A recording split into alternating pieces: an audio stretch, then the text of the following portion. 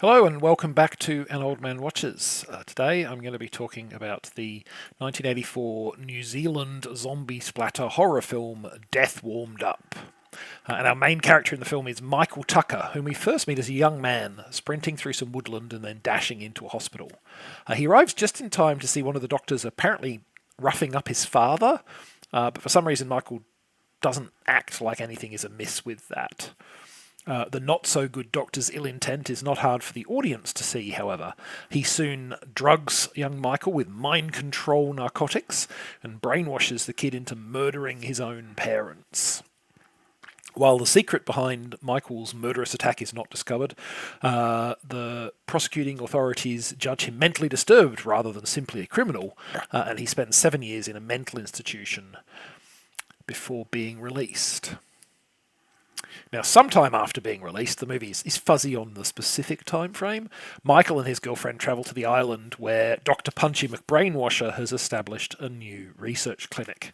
Michael's secretly planning to kill the doctor, but this quest will be a lot more complicated than he anticipates. Punchy McBrainwasher's research interests have now gone in a new direction, and he has become Dr. Punchy McBrainwasher, Lord of the Zombies.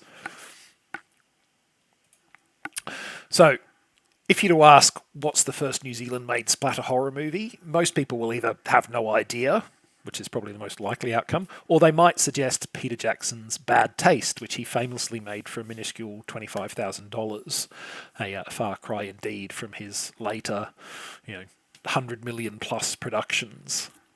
However, the answer of Bad Taste would be incorrect. Death Warmed Up made it to screens nearly 3 years before Bad Taste.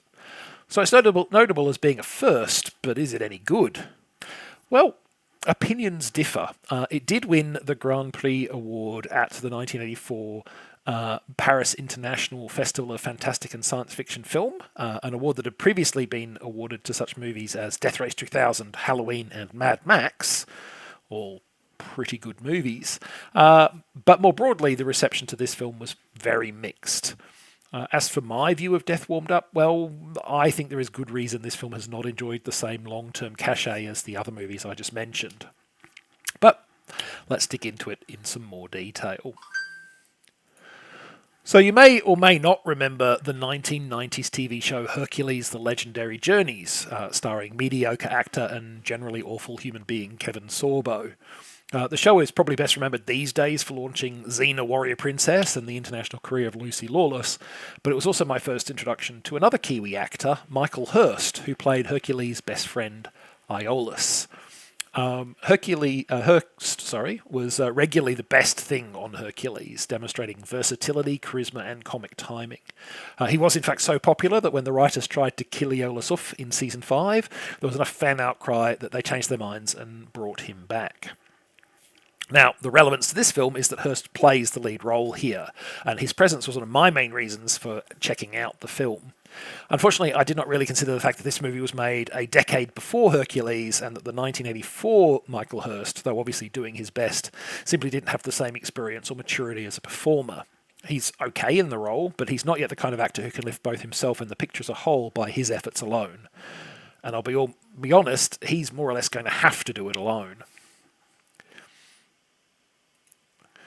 The film's writer, Michael Heath, has openly acknowledged that he was going for a pulpy, over-the-top sex and violence fest that was intended to appeal to the gore-hardened bracket of 18 to 25-year-old males. And I can see why he and director David Blythe might pursue that approach. It certainly worked for Sam Raimi 3 years earlier in The Evil Dead, and for Peter Jackson 3 years later in Bad Taste. While both of those movies certainly have their flaws, their anarchic, edgy humour and gross-out horror won them recognition and success far in excess of their budgets, and they certainly didn't hurt the career of their creators either. Unfortunately, Death Warmed Up's efforts to hit this same kind of gonzo horror vibe don't really work.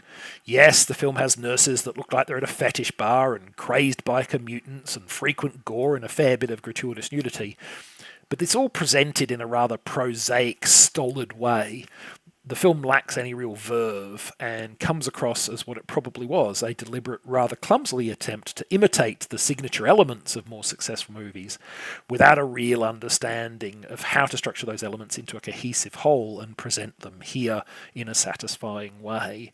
It feels like a clumsy imitation, rather than a natural expression of the film.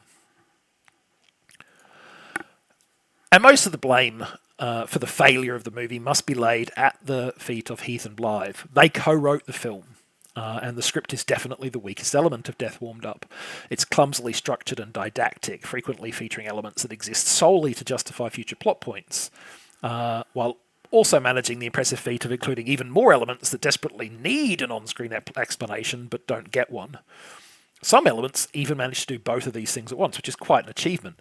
For instance, there's the opening scene in which Michael sprints across the New Zealand landscape. Why is he in such a hurry? Because the writers need to establish that he's a fast runner. Why is he in such a hurry within the narrative of the film? Don't ask difficult questions. No explanation will be given. Just as no explanation is given for Dr. Punchy's decision to brainwash Michael into murdering his parents. If he so desperately needed them dead, which honestly seems unsupported by the film's events, why use Michael to do it? That seems like a decision that is calculated to ensure Michael comes looking for revenge. It makes little sense in character, but of course the quest for vengeance is exactly what the script needs, so who cares whether it makes sense for the character? We need it to happen.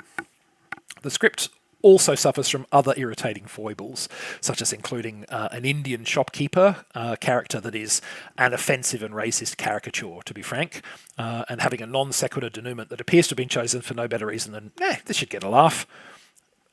Well, it did, but it was a laugh of disbelief that this was their idea of how to end the film. Death Warmed Up tries to assemble the ingredients of a fun splatter horror romp, but it most definitely misjudges the recipe. Next time, one of my very favourite over-the-top done-right movie experiences, the much-maligned science fiction warfare action film Battleship from 2012. But that's next time. Until then, thanks for watching this video, and I hope you enjoyed it.